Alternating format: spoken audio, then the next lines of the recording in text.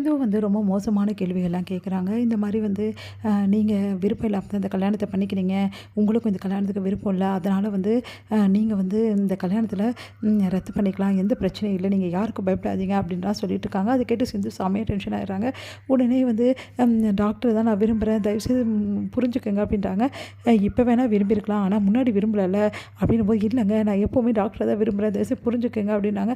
அப்புறம் இந்த கல்யாணத்த விருப்பத்தோட தான் நீங்க கல்யாணம் பண்ணீங்களா? அப்படின்னு சொல்லிட்டு கேட்க வராங்க. அதுக்கு சிந்து என்ன பதில் சொல்ல தெரியாம திணறாங்க. அப்போ ஏன் சிந்து பொய் சொல்ற? நான் தான் இருக்கேன்ல. இதுக்கப்புறம் எந்த பிரச்சனையும் கிடையாது உனக்கு. நான் உன்ன கல்யாணம் பண்ணிக்கிறேன். எந்த பிரச்சனையும் இல்ல. நம்மளுக்கு 5 வருஷமா நம்ம 2 பேரும் லவ் பண்ணத எல்லாம் முன்னாடி ஒத்துக்கோ சிந்து அப்படின்னோன அதிர்ச்சி அடைய சிந்து, நீ யாருடா? அப்படின்றாங்க. நானா? நான் தான் உன் லவ்வரு. நானும் சிந்துவும் 5 வருஷமா லவ் பண்ணோம். ஆனா உங்க அப்பா சிந்துவை எனக்கு கல்யாணம் பண்ணி கொடுக்க மாட்டேன்னு சொல்லிட்டாரு. அதனால சிந்துவை வேற ஒருத்தருக்கு கல்யாணம் பண்ணி வச்சுட்டாரு. ஆனா இருந்தாலும் கல்யாணத்துக்கு அப்புறம் சிந்து என்னை தனிமையாக சந்திச்சுன்னு தான் இருக்கா. நாங்கள் இப்போவும் லவ் பண்ணி தான் இருக்கோம் அப்படின்னு சொல்கிறாரு. அதை கேட்டு எல்லாம் அதிர்ச்சி அடைகிறாங்க. இவன் சொல்கிறதெல்லாம் போய் உண்மை கிடையாது, இவன் யாருன்னே எனக்கு தெரியாதுன்னு சொல்லிட்டு சிந்து எவ்வளோ அழறாங்க. அவங்க அப்பாவும் ஐயோ ஜட்ஜம்மா இவன் சொல்கிறத நம்பாதீங்க, இந்த யாருனே இவனை தெரியாது, எனக்கும் தெரியாது அப்படின்றாங்க. அதை கேட்டுட்டு இங்கே பாருப்பா, நீ சொல்கிறது உண்மைன்னு எப்படி நாங்கள் தெரிஞ்சுக்க முடியும்னு வேணால் ஃபோட்டோஸ் எல்லாம் பாருங்கள் அப்படின்னு சொல்லிட்டு சிந்துவும் அந்த நபரும் இருக்கிற ஃபோட்டோஸ் எல்லாமே கொடுக்குறாங்க.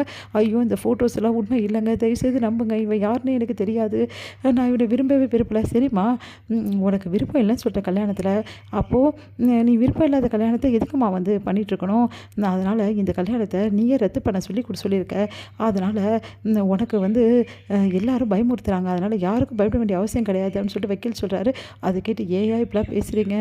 எனக்கும் இதுக்கும் எந்த சம்மந்தமும் கிடையாது, நான் என் புருஷனை தான் விரும்புகிறேன், தயவுசெய்து என் புருஷன்கிட்ட என்னை பிரிச்சிடாதீங்க ஜட்ஜம்மா அப்படின்னு சொல்லிட்டு அழறாங்க. அதை கேட்டு ஜட்ஜி இங்கே என்ன நடக்குது அப்படின்னு சொன்னோன்னே உடனே வக்கீல் சொல்கிறாரு, இந்த பொண்ணு எல்லாருக்கும் பயந்துட்டு இந்த மாதிரி சொல்லுது. உண்மை என்னென்னா இந்த பையனை தான் இந்த பொண்ணு 5 வருஷமாக லவ் பண்ணியிருக்கு. எங்கே அப்பா அம்மா ஏதாவது பண்ணிப்பாங்களோன்னு சொல்லிட்டு பயத்தில் இந்த பொண்ணு சொல்லிகிட்ருக்கு.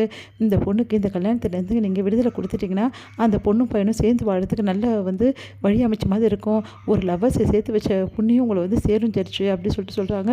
அதுக்கு ஜட்ஜ் என்ன சொல்கிறதுன்னு தெரியாமல் சரி சிந்துக்கு கருணை அடிப்படையில் அவங்களுக்கு இந்த கல்யாணத்தை நான் ரத்து பண்ணுறதுக்காக ஆணை போடுறேன் அப்படின்னு சொல்லிட்டு இருக்கும்போது செக்ஷன் பற்றி சொல்லிட்டு இருக்காங்க. அந்த டைமில் சிவா அங்கே வராரு. சிவா பார்த்து எல்லாம் அதிர்ச்சியாக நிறுத்துங்க அப்படின்றாரு.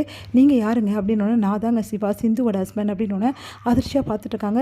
இந்த கல்யாணத்தில் சம்மந்தப்பட்டவன் நானும் சிந்துவும் சேர்ந்து தான் இந்த கல்யாணத்தை நாங்கள் பண்ணிக்கிட்டோம் அப்படின்னும் போது சிந்துவை வச்சு நீங்கள் எப்படி இந்த கல்யாணத்தை ரத்து பண்ணுவீங்க மேடம் அப்படி சொல்லிட்டு கேட்டோன்னே அதிர்ச்சி அடைகிறாங்க. இல்லைங்க, இதில் உங்களுக்கும் விருப்பம் இல்லைன்னு சொன்னாங்க.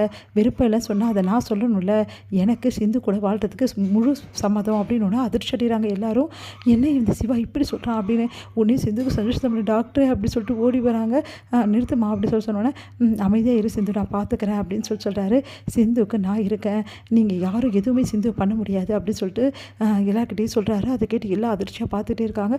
ஐயோ இந்த சிவா இப்படி இங்கே வந்தா, இவன் என்ன இப்படி குழப்பறானே, அந்த சிந்துவை எப்படியாவது இன்னையோட நான் அந்த வீட்டை விட்டு அமைச்சிடலான்னு நினச்சேன், அப்புறம் சிவா வாழ்க்கையிலேருந்து துரத்தி விடலான்னு நினச்சேனே, இப்படி ஆயிடுச்சே, ஐயோ சிவா ஏன் இப்படிலாம் பண்ணுற அப்படின்னு சொல்லிட்டு சிவா தடுக்க போகிறாங்க. உடனே சிவா நீங்கள் அமைதியாக இருங்க அப்படி சொல்லிட்டு போகிறாங்க. எதுவாக இருந்தாலும் நீங்கள் இங்கே சொல்லுங்கள் அப்படின்னு சொல்லிட்டு ஜட்ஜி சொல்லணும். என் பேர் சிவா மேடம், நான் டாக்டராக இருக்கேன்.